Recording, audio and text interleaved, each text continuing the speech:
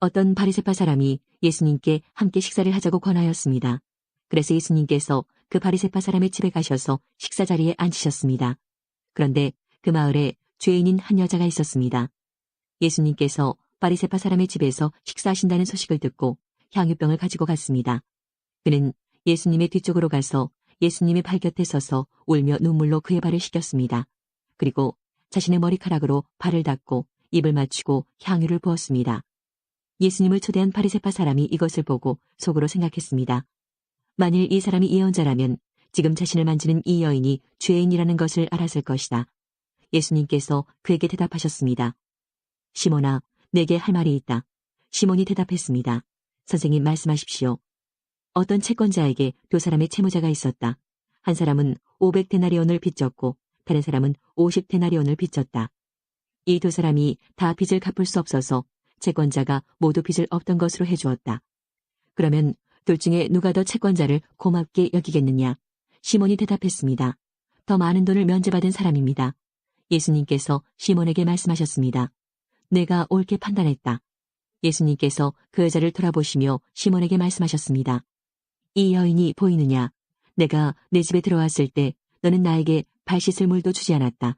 그러나 이 여인은 자신의 눈물로 내 발을 적시고 자신의 머리털로 닦아주었다.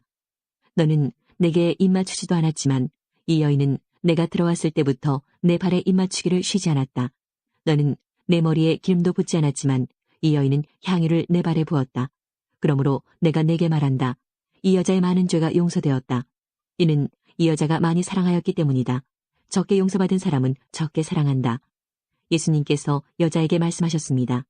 내 죄가 용서되었다. 예수님과 식사자리에 앉아있던 사람들이 속으로 말했습니다. 이 사람이 누구이기에 죄를 용서해 준다고 하는가? 예수님께서 그 여자에게 말씀하셨습니다. 내 믿음이 너를 구원하였다. 평안히 가거라.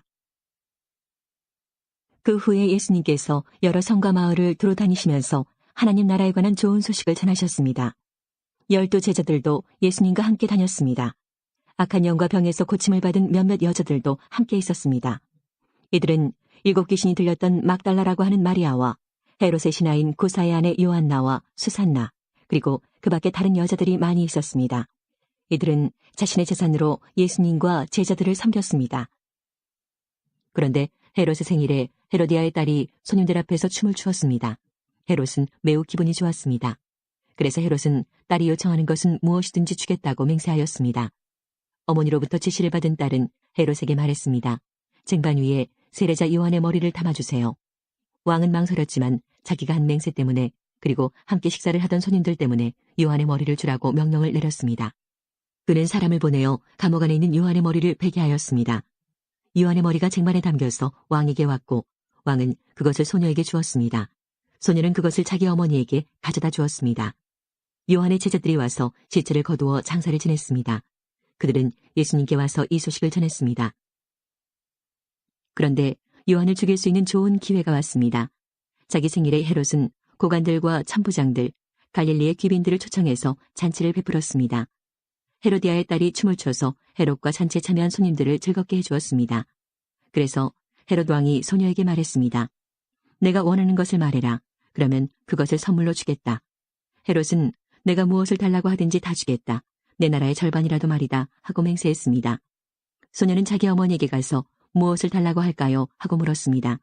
그러자 어머니가 대답했습니다. 세례자 요한의 머리를 달라고 해라.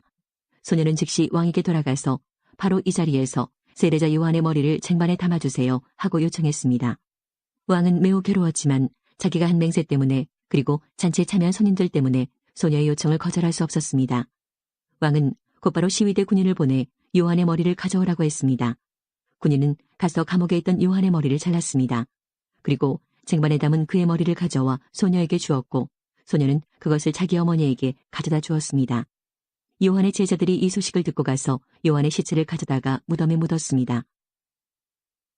그때 사람들이 귀신이 들려서 보지 못하고 말하지 못하는 사람을 예수님께 데리고 왔습니다. 예수님께서 이 사람을 고쳐주시자 그 사람이 말도 하고 볼 수 있게 되었습니다. 사람들이 놀라 말했습니다. 이 사람이 혹시 다윗의 후손 메시아가 아닐까? 바리새파 사람들이 이 말을 듣고 말했습니다. 이 사람이 귀신의 우두머리인 바알세불의 힘을 빌려 귀신을 내쫓는다. 예수님께서 바리새파 사람들의 생각을 아시고 그들에게 말씀하셨습니다. 어느 나라든지 자기들끼리 나뉘어 싸우면 망할 것이다. 어느 도시나 가정도 나뉘면 제대로 서지 못할 것이다. 마찬가지로 사탄이 사탄을 내쫓는다면 사탄이 자신을 대적한다는 말인데, 그렇다면 어떻게 사탄의 나라가 설 수 있겠느냐? 내가 바알세불의 힘을 빌어 귀신을 내쫓는다고 하는데, 그렇다면 너희 아들들은 누구의 힘을 빌어 귀신을 내쫓느냐? 그러므로 그들이 너희의 재판관이 될 것이다. 내가 만일 하나님의 영으로 귀신을 내쫓는다면 하나님의 나라가 이미 너희에게 온 것이다. 또한 누구든지 힘센 사람을 먼저 묶어놓지 않으면 어떻게 힘센 사람의 집에 들어가 물건을 빼앗을 수 있겠느냐? 묶어놓은 뒤에야 그 집을 약탈할 것이다. 누구든지 나와 함께하지 않으면 나를 반대하는 것이다. 나와 함께 모으지 않는 사람은 흩트리는 것이다. 그러므로 내가 너희에게 말한다. 어떠한 죄나 신성모독의 말은 다 용서를 받겠지만 성령을 모독하는 죄는 용서받을 수 없다. 인자를 거역하는 말을 하는 사람은 용서받을 수 있다. 그러나 성령을 거역하는 말을 하면 이 세상에서도 오는 세상에서도 용서받지 못할 것이다. 나무도 좋고 열매도 좋다고 하든지 나무도 나쁘고 열매도 나쁘다고 해야 한다. 나무는 그 열매를 보고 알 수 있다. 독사의 자식들아, 너희가 악하면서 어떻게 선한 것을 말할 수 있겠느냐? 입은 그 마음속에 가득 찬 것을 말하는 것이다. 선한 사람은 선한 것을 쌓았다가 선한 것을 내고 악한 사람은 악한 것을 쌓았다가 악한 것을 낸다. 내가 너희에게 말한다. 사람이 무심코 내뱉은 사소한 말이라도 심판의 날에는 책임을 져야 한다. 내 말에 근거하여 내가 의롭다고 판정을 받을 수도 있고 죄가 있다고 판정을 받을 수도 있다. 그때 몇몇 율법학자들과 바리새파 사람들이 예수님께 말했습니다.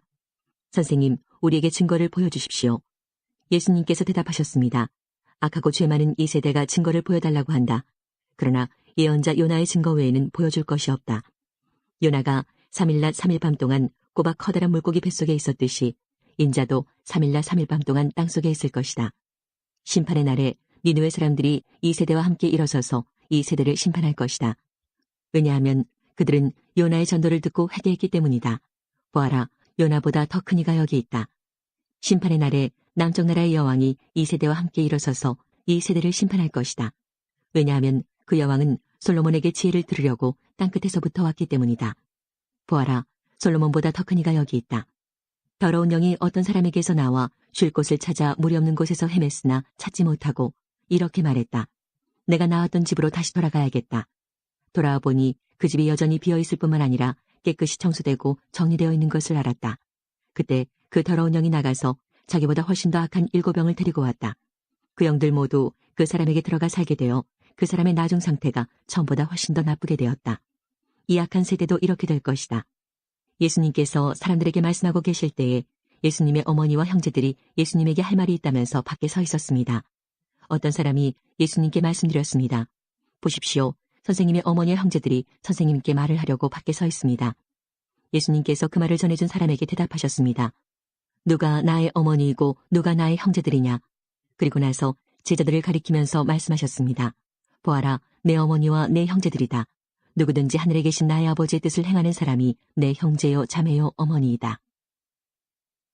예수님께서 집에 오시자 다시 많은 사람들이 모여들었습니다. 그래서 예수님과 제자들은 식사도 할 수 없을 지경까지 되었습니다. 예수님의 식구들이 예수가 정신이 나갔다고 말하는 소리를 듣고 그를 잡으러 왔습니다. 예루살렘에서 온 율법학자들은 이렇게 말했습니다. 예수가 바알세불이 들렸다. 예수는 귀신들의 우두머리에 힘을 빌어서 귀신을 내쫓는다. 예수님께서 사람들을 불러 모으시고 비유로 말씀하셨습니다. 사탄이 어떻게 사탄을 내쫓을 수 있느냐? 만일 나라가 자기들끼리 나뉘어 싸우면 그 나라는 제대로 설 수 없다. 만일 한 집안이 자기들끼리 나뉘어 싸우면 그 가정은 제대로 설 수 없다. 만일 사탄이 자기들끼리 나뉘어 싸우려고 일어나면 스스로 망할 것이다. 먼저 힘센 사람을 묶어놓지 않으면 그 사람의 집에 들어가 그의 재산을 약탈할 수 없다. 묶어놓은 뒤에야 그 집을 약탈할 것이다. 내가 너희에게 진정으로 말하는데 사람들이 무슨 죄를 짓든지 어떤 비방을 하든지 그것은 모두 용서받을 수 있다. 그러나 성령님을 모독하는 죄는 결코 용서될 수 없다. 그것은 영원한 죄이다. 이 말씀을 하신 것은 율법학자들이 예수님께 더러운 귀신이 들렸다고 말했기 때문입니다.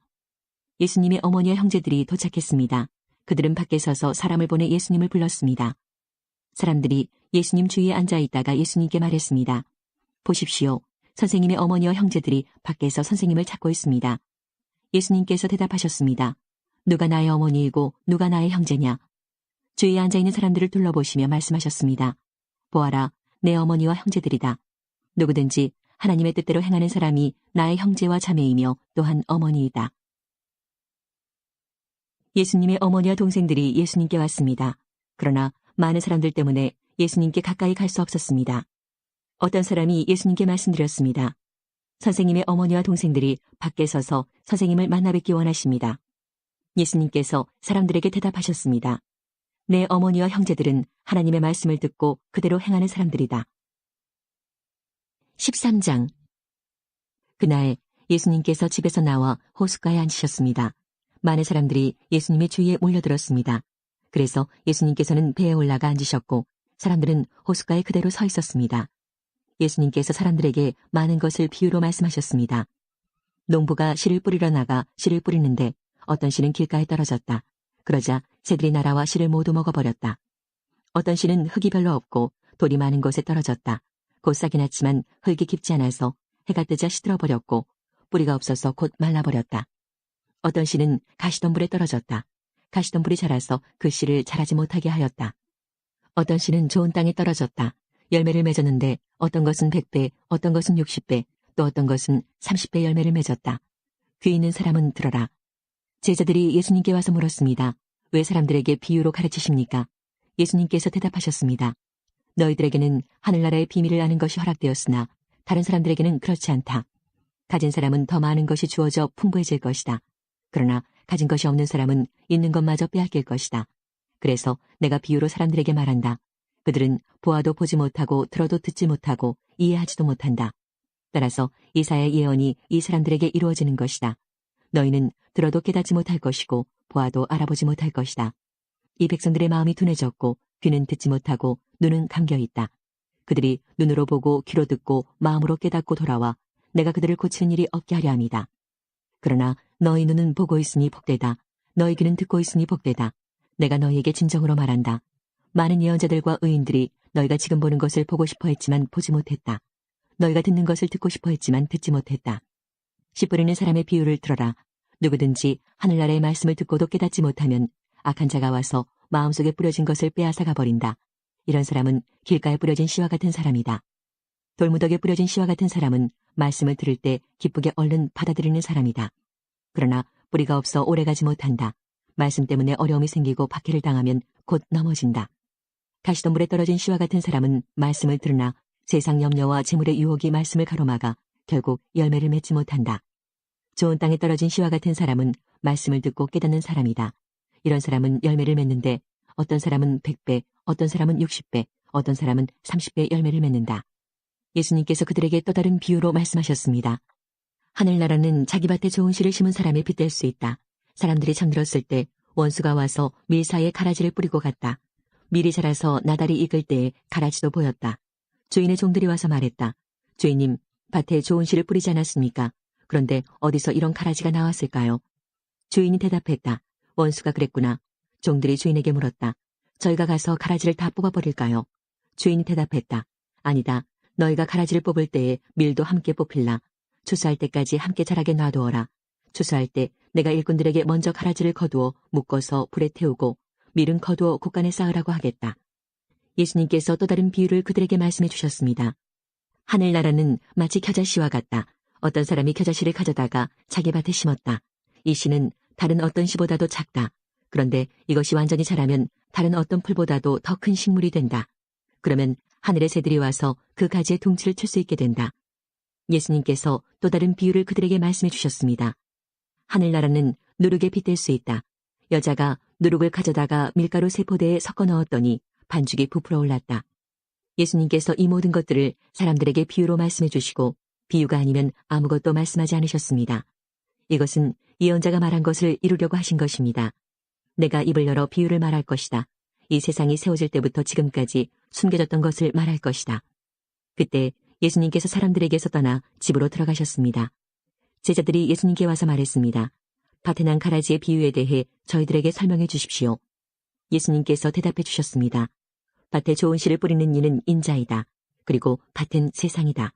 좋은 씨는 하늘나라의 모든 아들들이다. 가라지는 악한 자의 아들들이다. 그리고 나쁜 씨를 심은 원수는 마귀이다. 추수 때는 세상의 마지막 날이다. 추수하는 일꾼들은 천사들이다. 가라지는 다 뽑혀서 불에 태워지는 것 같이 세상의 마지막 날에도 그렇게 될 것이다. 인자가 천사들을 보낼 것인데 이들은 죄를 지게 만드는 자들과 불법을 행하는 자들을 모두 하늘나라에서 출현해 불타는 아궁이에 던질 것이다. 사람들이 그곳에서 슬피 울고 고통스럽게 이를 갈 것이다. 그때 의인은 아버지의 나라에서 해처럼 빛날 것이다. 귀 있는 자는 들어라. 하늘나라는 밭에 숨겨진 보물과 같다. 어떤 사람이 그 보물을 발견하고 다시 밭에 숨겼다. 그는 매우 기뻐하며 돌아가서 가진 것을 모두 팔아 그 밭을 샀다. 또한 하늘나라는 진주를 찾는 상인과 같다. 아주 값진 진주를 발견하자 그 사람은 가서 가진 것을 모두 팔아 그 진주를 샀다. 또한 하늘나라는 호수에 던져 온갖 종류의 고기를 잡은 그물과 같다. 그물이 가득 찼을 때 어부들은 바닷가로 그물을 끌어당겼다. 그들은 앉아서 좋은 물고기는 바구니에 담고 나쁜 것들은 던져버렸다. 세상 끝날에도 이렇게 될 것이다. 천사가 와서 의인들 가운데서 악한 사람들을 구별하여 낼 것이다. 천사가 그들을 불타는 아궁이에 던질 것이다. 사람들이 그곳에서 슬피 울고 고통스럽게 이를 갈 것이다. 너희가 이 모든 것을 이해하겠느냐? 제자들이 이해라고 대답했습니다. 예수님께서 제자들에게 말씀하셨습니다. 그러므로 하늘나라의 제자가 된 율법학자는 창고에서 새 것과 헌 것을 꺼내오는 집주인과 같다. 예수님께서 이 비유들을 다 말씀하시고 그곳을 떠나셨습니다.